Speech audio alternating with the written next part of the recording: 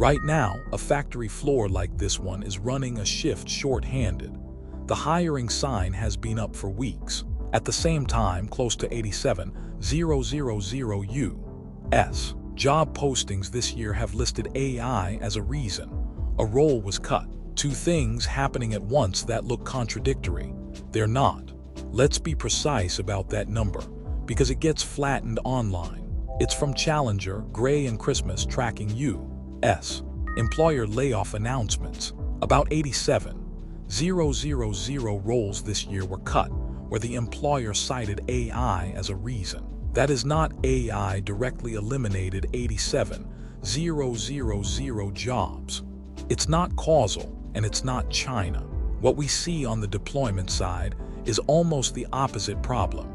Factories aren't short on people who have used an AI tool. They are short on people who can put one to work on an actual line. People in this industry ask us constantly, is automation next in line to get replaced by AI? Our honest answer, a narrow single skill gets thinner every year, but floor experience gets more valuable, not less, because AI doesn't know why this line jams, why this batch is throwing glare on the vision camera, or what 10 minutes of downtime costs you today. Floor experience is the ticket that gets AI onto the floor at all, not the other way around. First profile, people who know the process and can direct AI-assisted inspection. A defect might be a scratch, contamination, glare, or a fixture that's a few degrees off. AI can flag the anomaly and pre-sort it. It still can't set the standard, the lighting, the camera angle, the tack time. That's the person who tells the system what good actually means. Second, people who know the equipment and can read predictive maintenance signals. Machines used to get fixed after they broke. Now the value is catching vibration, temperature, current draw, and alarm frequency before that happens. AI is good at surfacing the trend. It's still a person who decides whether it's a bearing, a belt, a pressure issue, or just how the machine's being run.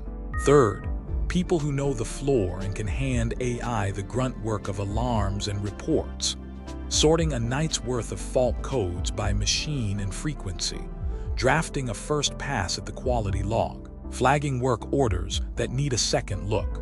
Note the word assists.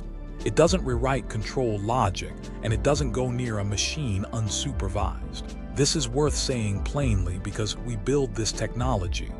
On a factory floor today, AI is good at watching alarms, inspection footage, report drafts. It is not good at judgment calls under ambiguity, and it should not be making them alone. At EVST, every AI-assisted function we ship stops at a human sign-off before anything touches the control layer. That's not a limitation we're apologizing for. It's the boundary that makes the rest of it trustworthy. If you're figuring out where you fit, don't start by chasing the flashiest AI tool. 3 steps in order. 1. Get sharp on one process you actually know well. 2. Get your equipment, quality, and alarm data into a format a tool can actually read.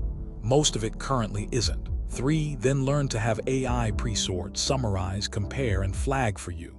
Floor knowledge first, tools second. Reverse that order, and the tool has nothing to work with.